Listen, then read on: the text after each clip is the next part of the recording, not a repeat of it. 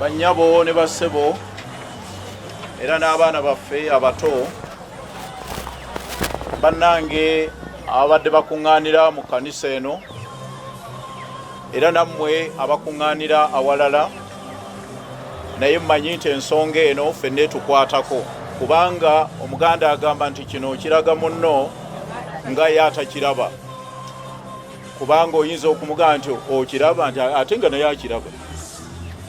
N'olwekyo twagala okusooka byonna okugamba nti kitalo nnyo. Ekyokubiri, okwesaasira ffenna, si bakristaayo ba mu Ndeeba bokka, kubanga ekkanisa yaffe erina engeri gyeyungibwamu okutuukira ddala waggulu. N'olwekyo twogera ku kkanisa eno ey'omu Ndeeba, ne twogera ku busumba obw'Ekatwetu, ne twogera ku busabadiikoni obw'Emmengo, ne twogera ku bulabirizi bw'e Namirembe era ku kkanisa ya Uganda.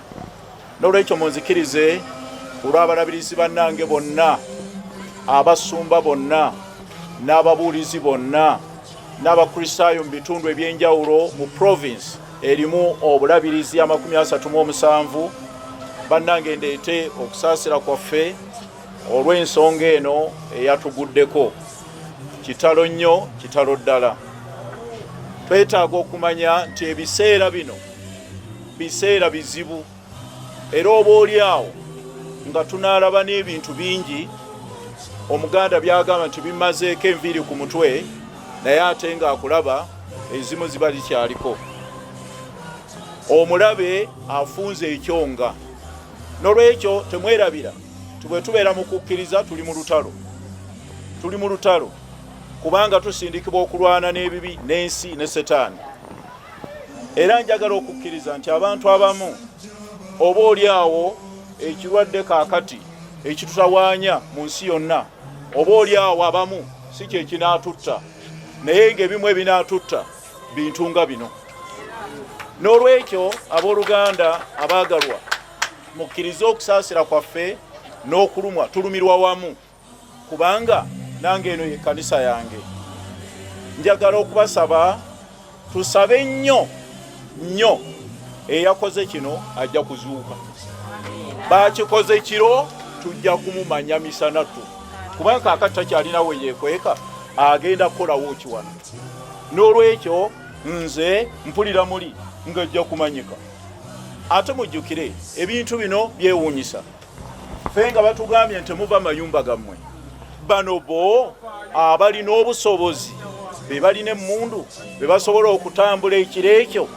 Kakati nze gw'osibidde mu nnyumba yange nti mbeereyo, naye n'okola kino. N'olwekyo twetaaga okubuuza bannaffe abalina obuyinza mu nsi muno, bo bano baayiseewa, era tebayinza kubuuzibwa ng'abalala bonna tuli gye tuli, bano bo ne batambula kyere ne bakola bino.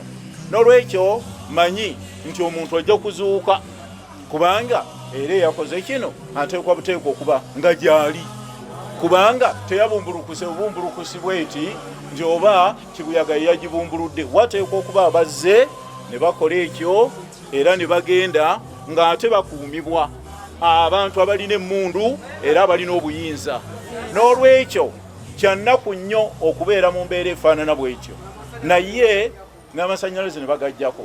N'olwekyo tulina okubonaabona mu ngeri ezitali zimu. Naye njagala okubasaba, newankubadde tuli mu kabi akanene bwe kati, mujjukire okwesuula amabanga, mujjukire obukookolo, kubanga ate twagala kuva mu kino ate nga ekirwadde okijjeewa okijje wano. N'olwekyo oba waliwo n'awanaabwa mu ngalo, simanyi, naye ebyo mubigenderere kubanga newankubadde kino kibaddewo mwe tubaagaliza obulamu ate mubwagalize n'abalala. N'olwekyo tusabe Katonda atuyise mu kino kubanga ebimu ebibuuzo bye tulina tetulina ansa zaabyo.